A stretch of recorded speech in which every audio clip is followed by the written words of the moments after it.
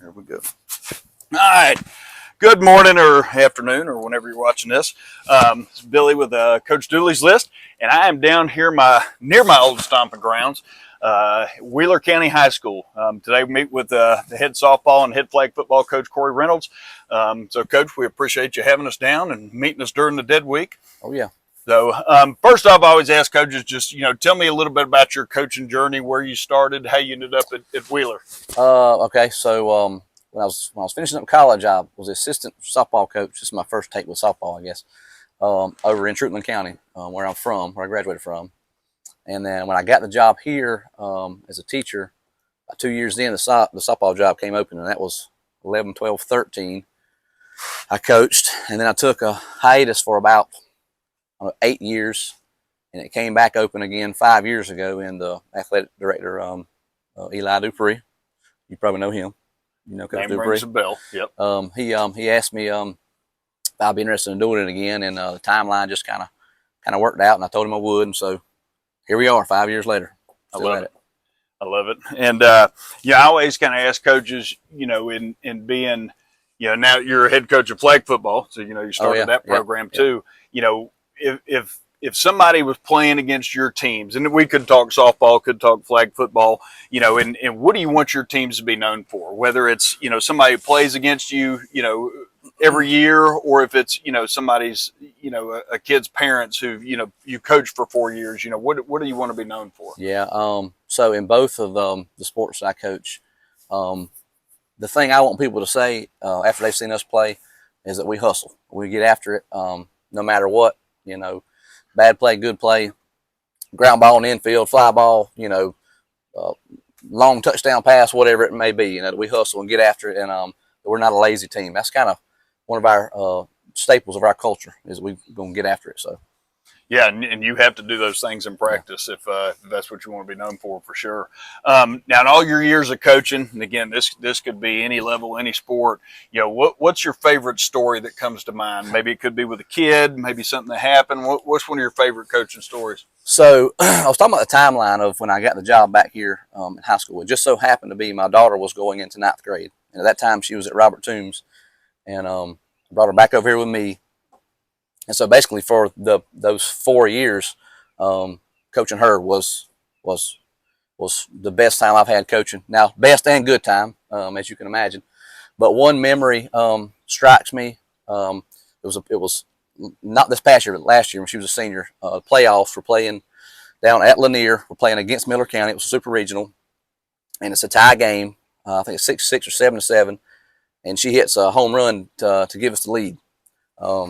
And she gets around third base, and she's crying. Then I'm crying. Her mama's in the stand. She's crying, thinking this could be her last at bat.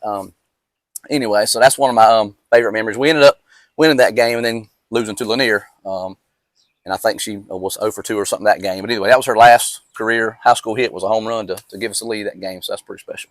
That is awesome. And, I've learned real quick that, trying to coach my kids, one of them I can do it, the other one I can't. So this was not something I sent you, but what advice would you give for anybody who's coaching their own child? Oh, man. Before we get to the next ones, if I know I just sprung that on you. Yeah, that's so I would say try to keep, as best possible, try to keep home stuff at home and coaching stuff on the field, not try to intertwine the two. I got in a couple of those, and of course my wife quickly put me in my place, that we're at home, let's talk about other stuff besides softball. So that's what I would say. Did you ever run her for not cleaning the room? Oh yeah. Yeah, there was plenty of that.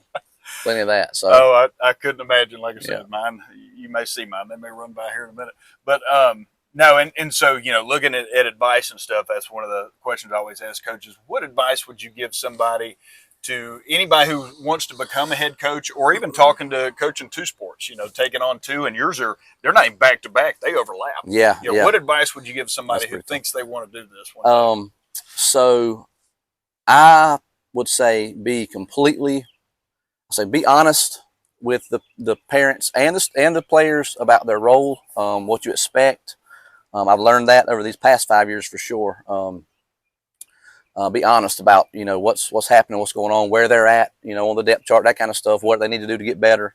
what they need to work on, and you know, don't be rude, but don't sugarcoat anything. You know what I mean? Just tell them, be honest with them, and I think they'll respect you for that.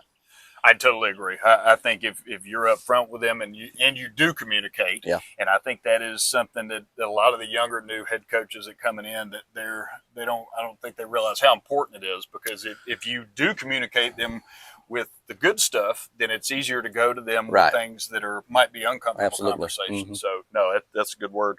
Now in part of Coach Dooley's list, the biggest thing I want to do is try to hook up coaches with good vendors, somebody you trust. So who's somebody that comes to mind, you know, somebody you've worked with, you enjoy working with, and you trust them to do the job right? So I deal most of my stuff with flag football and softball with a small company in Truitland County, One-on-One Sports. They are on the website, actually. Yeah, okay, cool. Yeah, Nathan Lamb, he runs that. It's like I said, a small company. We get all our merchandise, all our uniforms, all our equipment, and he actually does a lot of the local schools here in this area. So he does a really good job, top-notch stuff, and pretty. I mean, comparable to some of the other pretty good prices too. So awesome, yeah. And again, that's what, you know, like I said, coaches don't care where it comes from as long as they get it right. So shout out to Coach Lamb at One-on-One Sports. Well, Coach, listen, I appreciate you taking the time on the dead week to meet with us, and best of luck in all you do. Yeah, man, appreciate it. Thanks, sir. All right. See, that was easy.